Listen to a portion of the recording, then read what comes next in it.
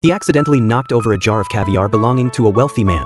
He picked up a shard of glass with some on it and took a bite. The expensive delicacy tasted absolutely disgusting. In that moment, something clicked. Expensive food was never about flavor, it was about flaunting status. He watched his mother, who worked as a butler for the rich, get humiliated by her employer. She lost 6 months' worth of wages. He made a quiet vow he would make these people pay.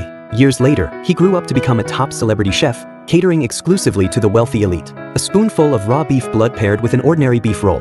Red sauce splattered carelessly across the plate. This elaborate presentation transformed the most common ingredients into something that felt luxurious. Thanks to his reputation, the rich fought over his dishes like they'd never tasted food before. They even licked the sauce clean off their plates. He knew that taste had nothing to do with refinement. It was all about ego. But his star apprentice, Anna, hadn't figured that out yet. She genuinely believed his cooking was extraordinary. That belief, however, was about to be shattered. One day, he prepared a meal for an ordinary family of 3 who had paid a hefty price for the experience. He made the broth using instant flour and tap water. They didn't notice a thing. They raved about the flavor. Anna stood there, speechless and stunned. She herself had grown up with nothing, and the guilt hit her like a freight train. A chef who treated food this carelessly, it completely destroyed any admiration she had for him. Anna quit on the spot and set out to open her own place. She wanted to cook food that was truly, honestly hers.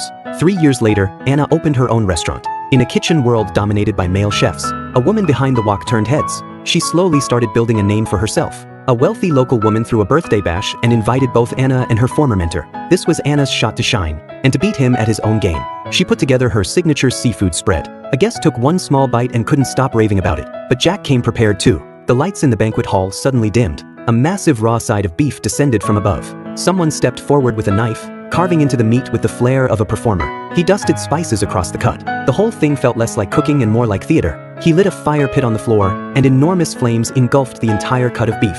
The spectacle was jaw-dropping. That over-the-top feast overshadowed Anna's seafood, because Jack knew exactly what the rich wanted. He carved the first slice of roasted beef and presented it to the birthday guest of honor. She savored the moment, basking in the spotlight in front of her friends. The other guests dug in without restraint, going absolutely wild. It looked like Anna had been completely outplayed, but what Jack didn't know was that Anna still had one final ace up her sleeve.